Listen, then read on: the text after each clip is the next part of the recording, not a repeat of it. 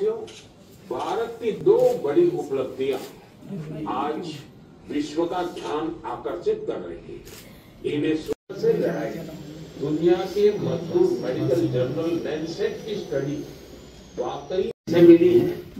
भारत के कोने कोने से, हर जिले से हर कोई इस अभियान का हिस्सा बना है। असम में जोरहाट के चाय बागानों में मलेरिया 4 साल पहले तक लोगों की चिंता की एक बड़ी वजह बना हुआ था, लेकिन जब इसके उन्मूलन के लिए चाय बागान में रहने वाले एकजुट हुए तो इसमें काफी हद तक सफलता मिलने लगी। अपने इस प्रयास में उन्होंने टेक्नोलॉजी के साथ साथ सोशल मीडिया का भी भरपूर इस्तेमाल किया है। इसी तरह हरियाणा के कुरुक्षेत्र जिले ने मलेरिया पर नियंत्रण के लिए बड़ा अच्छा मॉडल पेश किया। यहाँ मलेरिया की मॉनिटरिंग के लिए जन भागीदारी काफी सफल रही। नुक्कड़ नाटक और रेडियो के जरिए ऐसे संदेशों पर जोर दिया गया जिससे मच्छरों की ब्रीडिंग कम करने में काफी मदद मिली है। समाज को जोड़ने का भी सशक्त माध्यम है।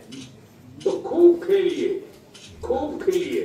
आज की प्रधानमंत्री एक 17তম মন কি বাত অনুষ্ঠানে বিশেষ কিছু বিষয়ে বিশেষ করে ফিটনেসের উপরে কিছুটা বক্তব্য রেখেছেন। ওনার যে চিকিৎসাসঙ্গত বিষয়ে আমাদের ক্যান্সার থেকে নিজেকে সুস্থ রাখার ক্ষেত্রে যে প্রধানমন্ত্রী স্বাস্থ্যবিধি যে সুযোগ গ্রহণ করার জন্য উনি বলেছেন এবং ম্যালেরিয়ার বিরুদ্ধে সর্বাত্মক লড়াই যেটা হচ্ছে এটা উনি বলেছেন যে প্রায় 80% এটা আমরা করতে পেরেছি।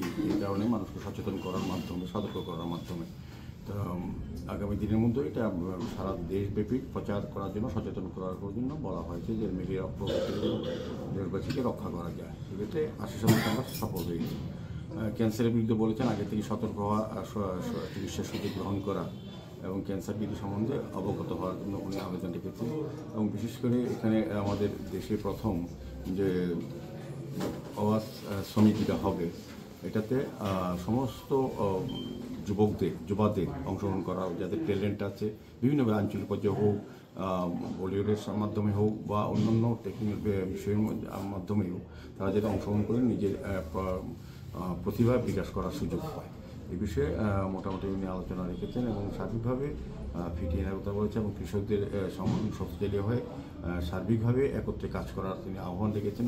সুন্দরভাবে দেশকে গঠন করার জন্য যুবাদের অংশগ্রহণ সর্বক্ষেত্রে উনি বলেছেন এবং একটা সুন্দর কথা দেখিয়েছেন দিব্যাঙ্গজনদের পারে পেন্টিংয়ে। উনি বলেছেন ইজিপ্টে 23,000 শিশু একসঙ্গে দিব্যাঙ্গ শিশু অংশগ্রহণ করেছে। সেক্ষেত্রে ভারতের শিল্প সংস্কৃতিকে তুলে ধরার চেষ্টা করছে, তাদের সংস্কৃতিকে তুলে ধরার জন্য সর্বতভাবে সবাইকে এগিয়ে আসার আহ্বান করেছে।